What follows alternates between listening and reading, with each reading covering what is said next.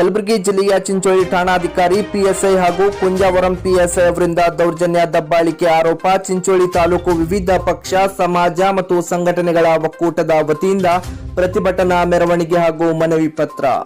Chincholi PSI Rajashekhar Rathod ಮತ್ತು Honnavar PSI Kupendra ಅವರು ಅಧಿಕಾರ ದುರ್ಬಳಕೆ ಮಾಡಿ ತನಗೆ ಇಷ್ಟ ಬಂದವರ ಮೇಲೆ ಸಿಕ್ಕ ಪ್ರಕರಣಗಳನ್ನು ಹಾಕಿ ಸಾರ್ವಜನಿಕರ ಮೇಲೆ ಅವಾಚ್ಯ ಶಬ್ದಗಳ ಬಳಕೆ ಮಾಡಿ ಮರು ಉತ್ತರ ನೀಡಿದರೆ ಮನ ಬಂದಂತೆ ಹೊಡೆಯುತ್ತಿದ್ದಾರೆ. ಅದಲ್ಲದೆ ಬೀದಿ ವ್ಯಾಪಾರಿಗಳ ಮೇಲೆ ದೌರ್ಜನ್ಯ ಮಾಡುತ್ತಿದ್ದಾರೆ ಎಂದು ಆರೋಪಿಸಿ ಈ ಅಧಿಕಾರಿಗಳ ಮೇಲೆ ಕ್ರಮ ಜರುಗಿಸುವಂತೆ ಒತ್ತಾಯಿಸಿ ಕಲಬುರಗಿ ಜಿಲ್ಲೆಯ ಚಿಂಚೋಳಿ ಪಟ್ಟಣದ ಬೀದರ್ ಕ್ರಾಸ್ದಿಂದ ಡಾಕ್ಟರ್ ಅಂಬೇಡ್ಕರ್ ವೃತ್ತದವರೆಗೆ ಪ್ರತಿಭಟನೆ ನಡೆಸಿ ಚಿಂಚೋಳಿ ಪೊಲೀಸ್ ಠಾಣೆಗೆ ತೆರಳಿ ಕಲಬುರಗಿ ಜಿಲ್ಲಾ ಪೊಲೀಸ್ ವರಿಷ್ಠಾಧಿಕಾರಿಗಳಿಗೆ ಮನವಿ ಪತ್ರ ಸಲ್ಲಿಸಿದರು.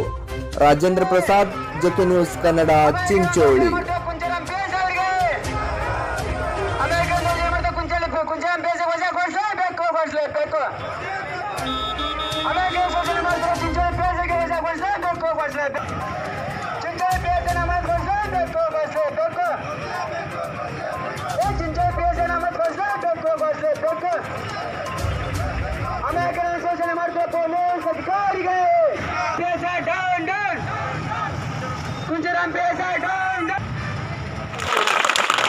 ಇವರು ರಾಜಕಾರಣಿ ಅವರು, ಅದನ್ನ ನಾವು ಪೊಲೀಸ್ ವರಿಷ್ಠಾಧಿಗಳ ಗಮನಕ್ಕೆ ತರ್ತಾ ಇದ್ದೀವಿ. ದಯವಿಟ್ಟು ರಾಜಕಾರಣಿಯನ್ನ ಬಿಟ್ಟು ಪ್ರಜಾಪ್ರಭುತ್ವ ವ್ಯವಸ್ಥೆಯಲ್ಲಿ ನಿಮ್ಮ ಕರ್ತವ್ಯವನ್ನು ಪಾಲನೆ ಮಾಡಿ. ನಾವು ಗೌರವಿಸ್ತೀವಿ ಅಂತಕ್ಕಂಥ ಮಾತನ್ನು ನಾವು ಗೌರವಿಸ್ತೀವಿ.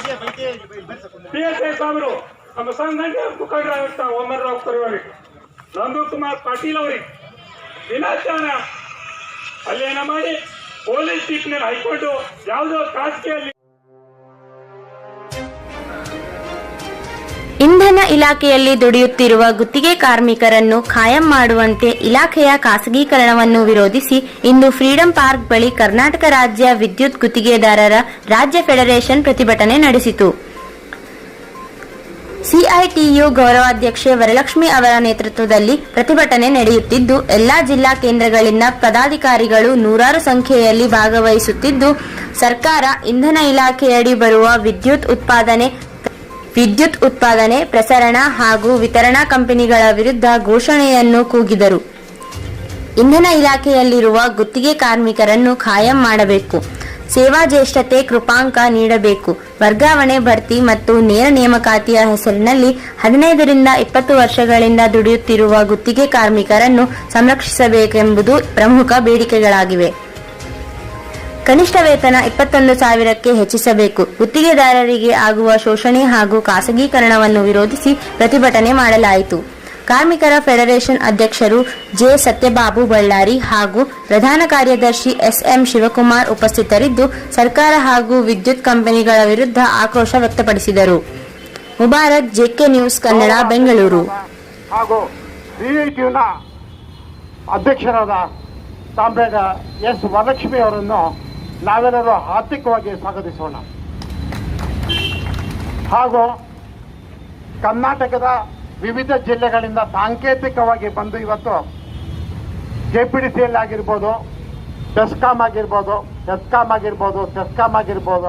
ಭತ್ತ ಖರೀದಿ ಕೇಂದ್ರ ತೆರೆಯಲು ರೈತ ಸಂಘಟನೆಯಿಂದ ಆಗ್ರಹ. ರಾಯಚೂರು ಜಿಲ್ಲೆಯ ದೇವದುರ್ಗ ತಾಲೂಕಿನ ಜಾಲಹಳ್ಳಿ ಭತ್ತ ಹತ್ತಿ ಖರೀದಿ ಕೇಂದ್ರ ತೆರೆಯಲು ಒತ್ತಾಯಿಸಿ ಹಾಗೂ ಫಸಲ್ ಬಿಮಾ ಯೋಜನೆಯಲ್ಲಿ ನಡೆದ ಭ್ರಷ್ಟಾಚಾರ ತನಿಖೆಗೆ ಆಗ್ರಹಿಸಿ ಅಂಬೇಡ್ಕರ್ ವೃತ್ತದಲ್ಲಿ ರಸ್ತೆ ತಡೆ ಚಳುವಳಿಯನ್ನು ಮಾಡಲಾಯಿತು. ಬಳಿಕ ಮಾತನಾಡಿದ ಕರ್ನಾಟಕ ಪ್ರಾಂತ ರೈತ ಸಂಘದ ತಾಲೂಕು ಅಧ್ಯಕ್ಷ ನರಸಣ್ಣ ನಾಯಕ್, ದೇವದುರ್ಗ ತಾಲೂಕಿನ ಕೃಷ್ಣ ಅಚ್ಚುಕಟ್ಟು ಪ್ರದೇಶದಲ್ಲಿ ಹೆಚ್ಚಿನ ರೈತರು ಭತ್ತ ಬೆಳೆಯುತ್ತಿದ್ದಾರೆ. ಸರ್ಕಾರ ಸರಿಯಾಗಿ ಖರೀದಿ ಕೇಂದ್ರ ತೆರೆಯದೇ ಇರುವುದರಿಂದ ರೈತರು ಅನಿವಾರ್ಯವಾಗಿ ಖಾಸಗಿ ದಲ್ಲಾಳಿಗಳಿಗೆ ಭತ್ತ ಮಾರಾಟ ಮಾಡಿ ಮೋಸ ಹೋಗಿರುವ ಪ್ರಸಂಗಗಳು ನಡೆದಿವೆ. ಇದು ಸರ್ಕಾರ ಮತ್ತು ಜಿಲ್ಲಾಡಳಿತದ ಗಮನಕ್ಕೆ ಇದೆ. ಈ ಬಗ್ಗೆ ಸ್ಥಳೀಯ ಅಧಿಕಾರಿಗಳಿಗೆ ಅನೇಕ ಬಾರಿ ಮನವಿ ಮಾಡಿದರೂ ಯಾವುದೇ ಪ್ರಯೋಜನವಾಗಿಲ್ಲ. ರೈತರು ಬೆಳೆದ ಬೆಳೆಗಳಿಗೆ ಸೂಕ್ತ ರಕ್ಷಣೆ ಮತ್ತು ಉತ್ತಮ ಆದಾಯಕ್ಕಾಗಿ ತಾಲೂಕಿನ ಎಲ್ಲ ಹೋಬಳಿ ಕೇಂದ್ರದಲ್ಲಿ ಭತ್ತ ಹತ್ತಿ ಖರೀದಿ ಕೇಂದ್ರ ಪ್ರಾರಂಭ ಮಾಡಬೇಕು ಎಂದು ಮಾತನಾಡಿದರು. ಇನ್ನು ಪ್ರತಿಭಟನಾ ಸ್ಥಳಕ್ಕೆ ಜಾಲಹಳ್ಳಿ ಕೃಷಿ ಅಧಿಕಾರಿ ತಿಮ್ಮಪ್ಪ ಹಾಗೂ ಕಂದಾಯ ನಿರೀಕ್ಷಕರಾದ ದೇವರೆಡ್ಡಿ ಅವರು ಭೇಟಿ ನೀಡಿ ಪ್ರತಿಭಟನಾಕಾರರೊಂದಿಗೆ ಚರ್ಚೆ ಮಾಡಿ ಮನವಿ ಸ್ವೀಕರಿಸಿದರು.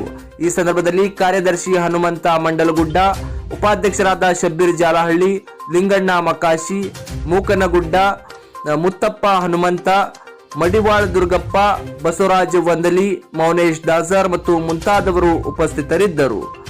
ರಾಜು ಎಸ್ ಮಠ, ಜೆಕೆ ನ್ಯೂಸ್ ಕನ್ನಡ, ದೇವದುರ್ಗ. ರಾಯಚೂರು ನಗರದಲ್ಲಿ ಸಿಸಿಐ ಹತ್ತಿ ಖರೀದಿ ಕೇಂದ್ರ ತೆಗೆಯಲು ಎಪಿಎಂಸಿ ಅಧಿಕಾರಿಗಳು ವಿಫಲ. ರಾಯಚೂರು ಜಿಲ್ಲೆಯ ಹತ್ತಿ ಮಾರುಕಟ್ಟೆಯ ಬಗ್ಗೆ ಈ ಹಿಂದೆ ನಮ್ಮ ಜೆಕೆ ನ್ಯೂಸ್ ಕನ್ನಡ ವರದಿ ಮಾಡಿತ್ತು. ಅದರಲ್ಲಿ ಭತ್ತ ಮತ್ತು ಹತ್ತಿ ಖರೀದಿಗಾಗಿ ವರದಿ ಮಾಡಲಾಗಿತ್ತು. ವರದಿಗೆ ಎಚ್ಚೆತ್ತ ಅಧಿಕಾರಿಗಳು ಭತ್ತ ಖರೀದಿ ಕೇಂದ್ರವನ್ನು ಮಾತ್ರ ಪ್ರಾರಂಭಿಸಿದ್ದು, ಹತ್ತಿ ಖರೀದಿ ಕೇಂದ್ರವನ್ನು ಪ್ರಾರಂಭಿಸುವಲ್ಲಿ ವಿಫಲರಾಗಿದ್ದಾರೆ ಎಂದು ರೈತರು ಆರೋಪಿಸುತ್ತಿದ್ದಾರೆ.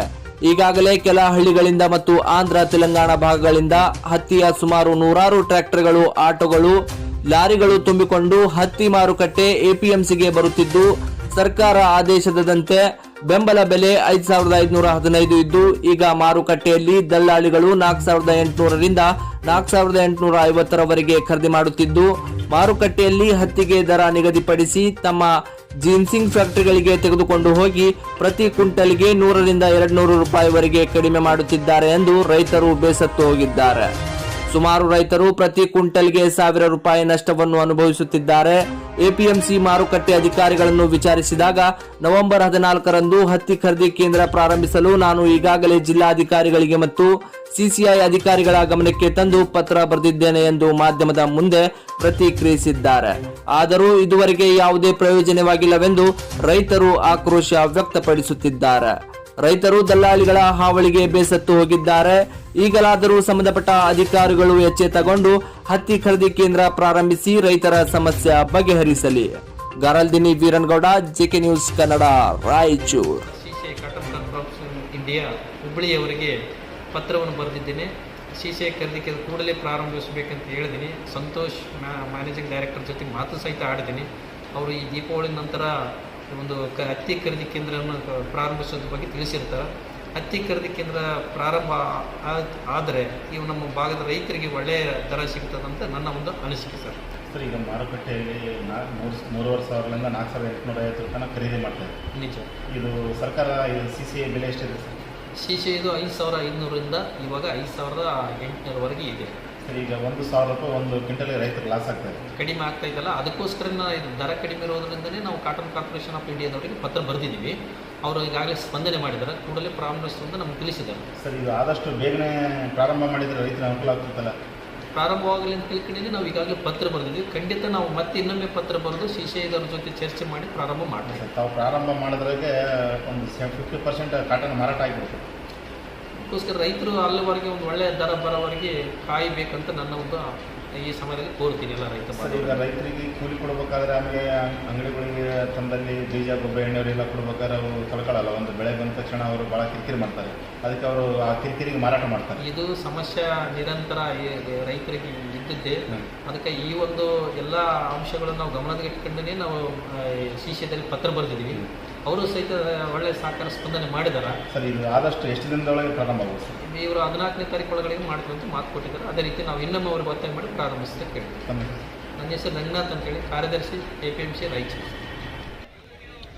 ಮುಕ್ತ ಮಾರುಕಟ್ಟೆಯಲ್ಲಿ ಭತ್ತ ಆಗಲಿ ಹತ್ತಿ ಆಗಲಿ ಇನ್ನು ಯಾವುದೇ ಥರದ ಬೆಳೆ ಬೆಂಬಲ ಬೆಲೆಗಿಂತ ಕಡಿಮೆ ಇದ್ದರೆ ಸರ್ಕಾರ ಖರೀದಿ ಮಾಡಬೇಕಂತ ಒಂದು ಬೆಂಬಲ ರೇಟ್ ಘೋಷಣೆ ಮಾಡಿದೆ.